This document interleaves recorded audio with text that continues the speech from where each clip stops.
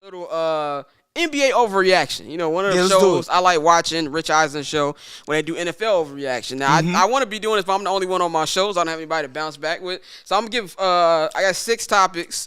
We know it's going overreaction or not overreaction. The first one I'm going to go with is the Lakers will miss the playoffs altogether, including the play-in. Is that an overreaction or not an overreaction? It's not an overreaction because we don't know the extent of LeBron's injury. Knee soreness, knee this. Oh, he's good. Oh, he left the team to go back to L.A. to get it looked at. The man is 37 years old, 60,000 something minutes A lot played. of miles on him.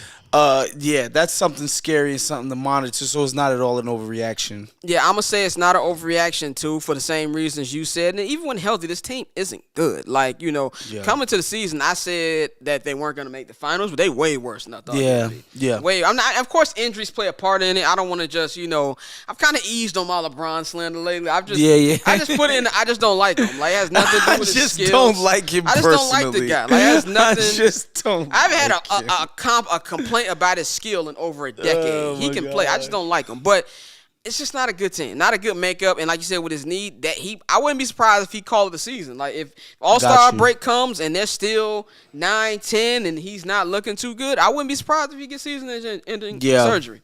I wouldn't be shocked. So, my next one, of course, is a homer one. The Chicago Bulls will win the Eastern Conference. That's a ridiculous overreaction. Ridiculous? It's a bit over the top. Okay. Because of the injury component. Yeah. Like, I don't think they have the best roster in the East. I think clearly Brooklyn and Milwaukee have better rosters. Yeah, but Brooklyn's a concept. Okay, fair. That's a fair criticism. Yeah. I think they clearly have better rosters. And then, these injuries, man, we got to see what happens, because Lonzo and AC, what they do as perimeter defenders, they change everything, the complexion of what they want to do. And so we got to see how if they can't stop people at the point of attack and their backline defense is fucking Vucevic, it's too much to overcome. Now, I agree with that, because just you can see from defensively, this team went from 7th defensively to 18th. Yeah, that's not great. Caruso's been out, and 18th is not great, right? If I'm not mistaken, it's not great. Okay, it's not, especially when you were top 10 before. Yeah, and so I just watching over the last couple, really since they've been injured, the Bulls have been. They just they can outscore people, but they were in a shootout with the Orlando Magic. That's not good.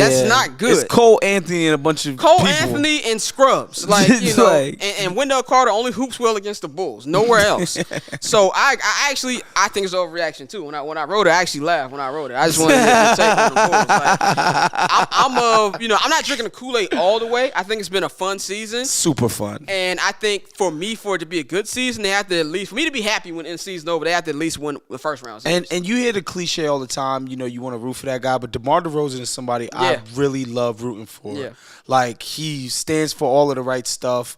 The progression in his game from when he first started to where he is now, it's great. He has put so much work into his game and his craft. He's, by all accounts, a team first guy. All of his dudes love him, which to me is the most important thing. The people that you with every single day that you work with, fuck with you.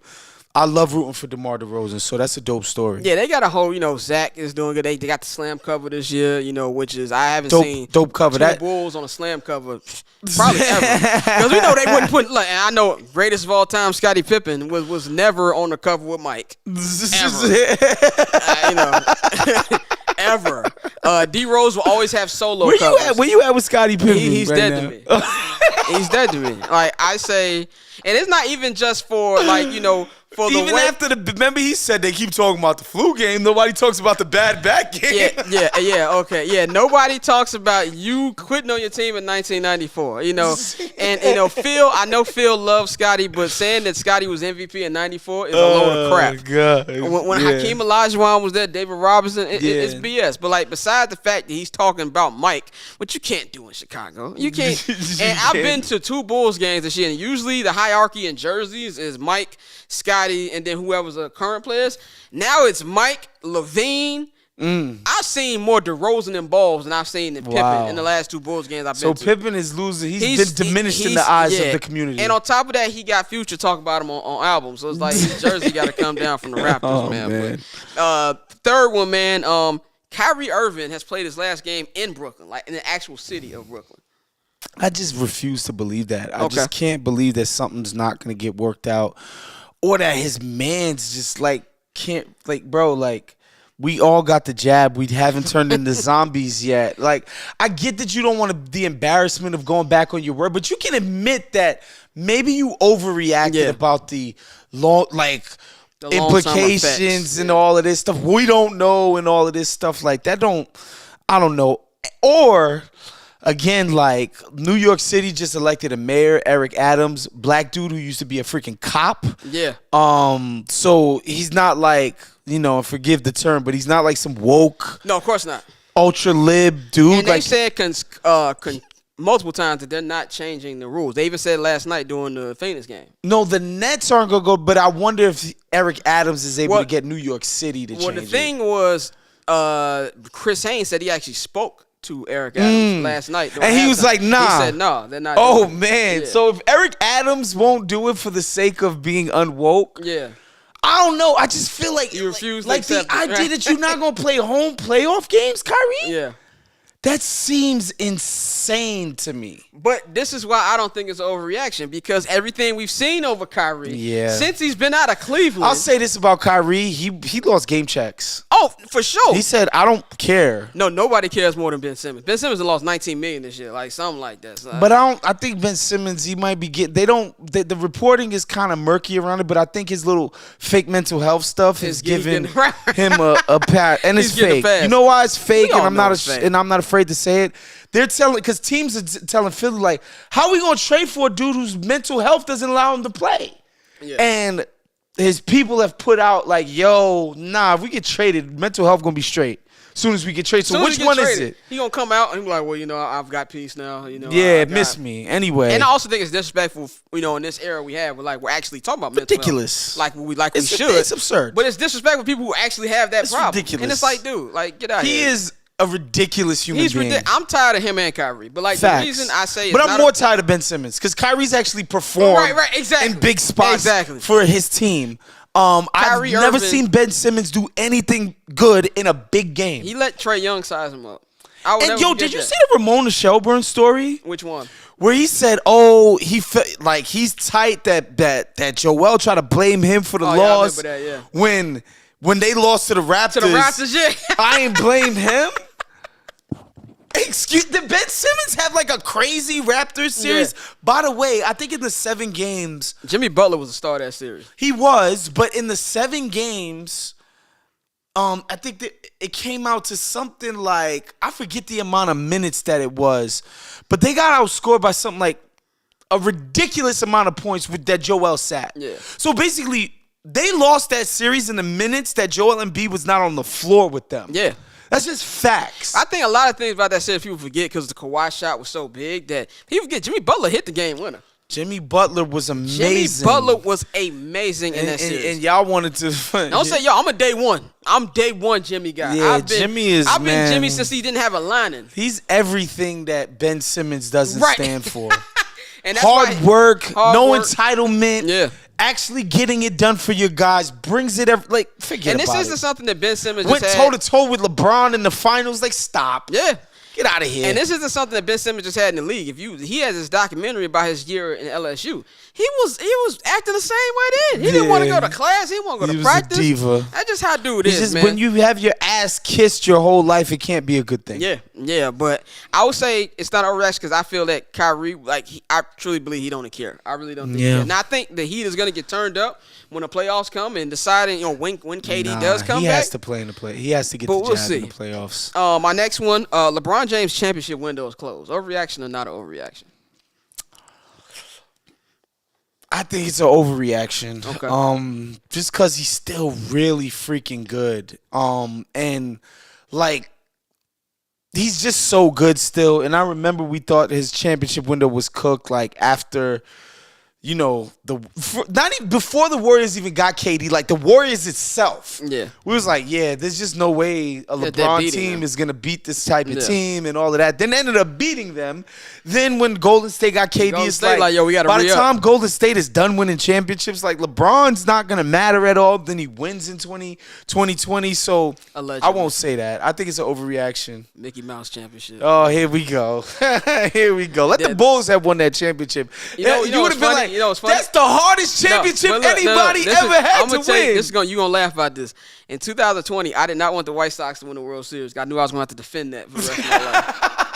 I knew that I was going to have to defend it for the rest of my life. I wasn't like happy that we lost to Oakland, but I was kind of relieved. Like, I can't defend this. You know what I'm saying? Yeah. I'll laugh so hard if the Rams have a parade before the Lakers and the Dodgers. I will laugh so hard. That's crazy. If there's a Ram parade, that is crazy to think about. Before the Dodgers, like the funny thing I forgot the Dodgers won the World Series. Exactly. Wow. And they were in a bubble. Right. They went and then when it was crowds at Dodger Stadium and Staples Center, both teams lost. That's all I'm saying. Yeah. But I'll say it's a slight overreaction just because he has been playing so well, and I don't think. 1 second, let me hit these dudes. My work homies. Just give me 1 second. Well, I will say that with LeBron, that I would say that's not an overreaction because he's hooping. He's hooping really well right now, but at the same time, they're not going to do anything next year, and I do think he's going to find a way to kind of like bounce back next year to try to have one last shot at it. So it's not closed, but the door is closing. No, it's freaking closing. It's closing. And AD, wake up. AD. He's a superstar. Jesus Christ, he's bro.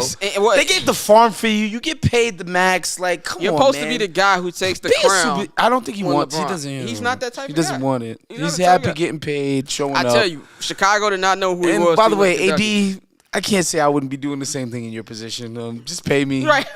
Don't ask too much. I'm just living in LA. I don't care much. But so I got two more. Then we're gonna wrap this up with one more topic. The newfound parity in the NBA is bad for the league. I don't think it's bad for. I don't think it's bad for. I think there's an overreaction. I think it's a good thing that new stories are developing. I think because all of the great stories have been so LeBron centric, even the Steph stuff was like in opposition to LeBron. I think we just got to develop new stories, new storylines that aren't LeBron related. And I think we got the guys to do it. We got the Giannis's, we got the Ja Morants, we got the Lukas, we got the Jokic's. Like, we have like fun, extremely talented guys. So I have the confidence that we'll be able to develop fun stuff that isn't just centered around LeBron James like it has been for 20 freaking years, you know? So I think it's an overreaction. I'm going to say it's not for this reason because I think people who watch basketball like us, we like this type of stuff. Like, I loved the NBA Finals last year because it was something new. Like, facts. Two cities that people really don't care about. Like, you know, you got Milwaukee. Yeah, nobody ever thinks about the Phoenix Suns. You got Phoenix #1 team in the league. Nobody talking about them. Like, you don't hear every day you turn on ESPN or podcasts, what's wrong with the Lakers? What's wrong with the Nets? Yeah. Hey, did you know the Bulls are really good? Like, you know, things like that. Like, you don't hear nothing about them. But like, and I call Arizona Indiana with palm trees. Like, there's really not anything exciting about Arizona. You know, but with us, for us basketball heads, we like before the one thing the NBA has a problem that the NFL doesn't have. They have a lot of casual watchers. Yeah. Like, how many people do we see complain like, oh, I don't want to see the finals. It's Milwaukee. Like, forgetting that you've got good storylines and who's gonna get their first ring, Chris Paul or Giannis. So I think for the casual viewer, which is a good percentage of NBA viewers, that might hurt them a little bit. Where they want to have a super team to have a team to hate. So they want an obvious story that they could follow. Right, exactly. Like, instead of being like, oh, the Memphis Grizzlies drafted Ja Morant and Jared Jackson III. They developed some great players. This is a cool story. The like, regular person doesn't They don't give a fuck. I love it. I love the Memphis story.